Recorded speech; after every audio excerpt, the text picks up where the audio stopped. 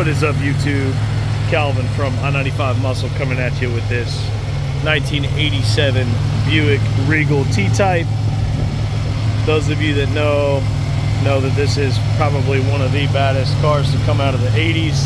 Actually, probably to come out of the GM plant all the way up until maybe the late 90s. Under the hood, okay, well, let's start with the basics. A lot of people don't realize this is a V6. It does have a ginormous turbo on it, huge downpipe, intercooled.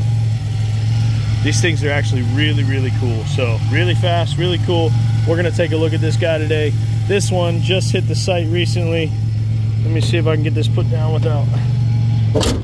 You'll see one of the only flaws, few flaws on the car is a little dent right there where people shove the hood down. But other than that, look at this beauty.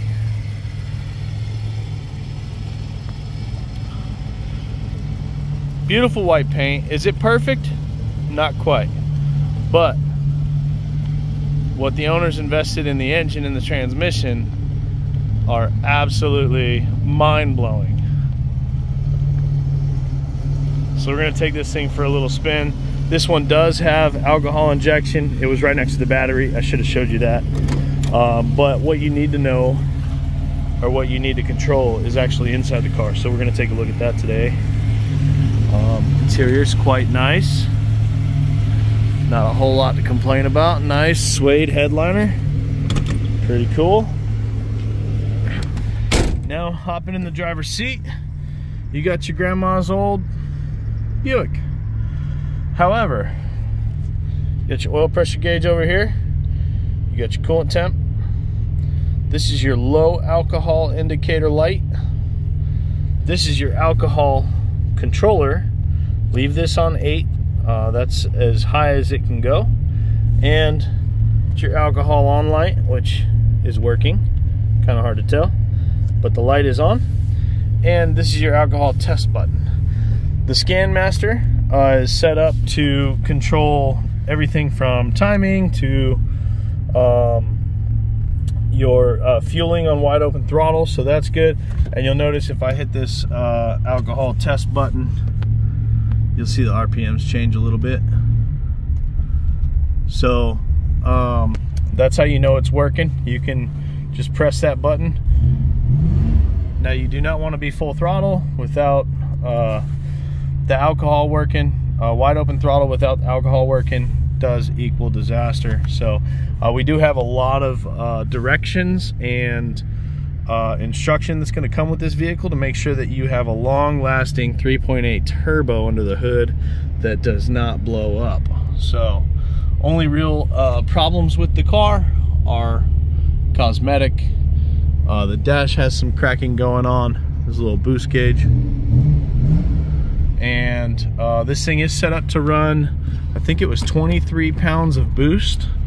And I don't have a whole lot of space, but I'm gonna just maybe give it a little bit of gas, probably 10 or 20% gas or so.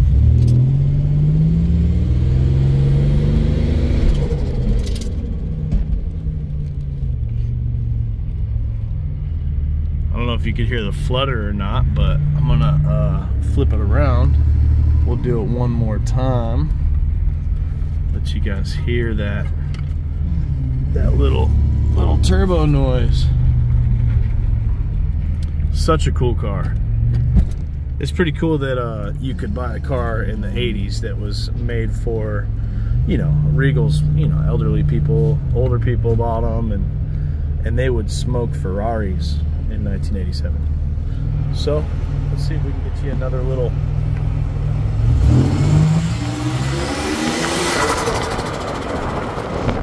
Oh yeah, that thing's so cool.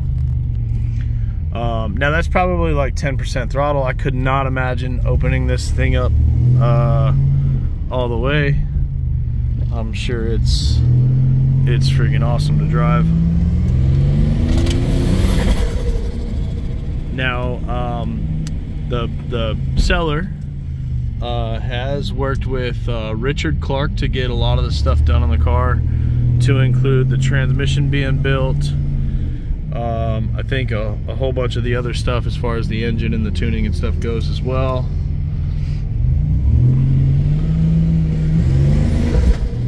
Oh man, that's so cool. And people just have no idea. You're just rocking a Buick. But it happens to be probably still one of the fastest cars on the street. Now I do think this one was dyno tuned over 400 horsepower to the wheels. Don't quote me on that. I think it was 425, but give or take. Whew, that's so cool. Oh man, I really just want to go drive it. I'm gonna go ahead and wrap this video up here. Let me go ahead and park real quick and see if we can take a peek in the trunk. So down here is your little RPM gauge. All the other gauges are your average stuff from the 80s. Again, oil pressure, which,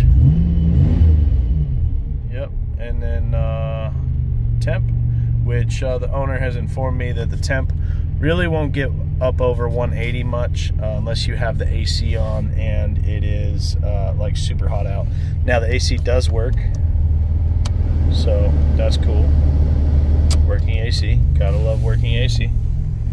And the radio, it does work, but who needs a radio anyway? Not me. It works, but I don't see anything on the display, so yeah. You want to hear the turbo. That's what you want to hear in this guy. Let's go ahead and check out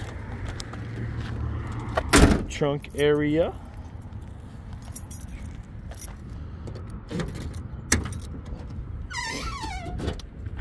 Now I do know that the previous owner said that there is an extra alcohol pump. I think this is it. Which could be sent off to the Alky guys to go ahead and rebuild. They rebuild them much cheaper than you can buy new ones. And that way you would have one ready to go back in the car. It's good practice to replace the alcohol pump about every 2 years or so. A couple extra intake lines. Yep, pretty solid car. Nice painted trunk lid.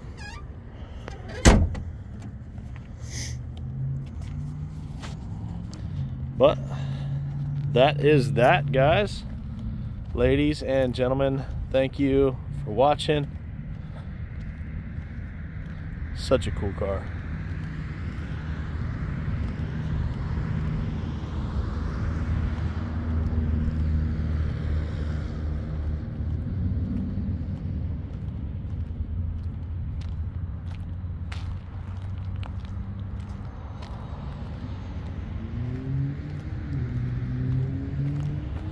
All right, until next time, which I'm gonna go take another video in about 5 minutes. Thanks for watching.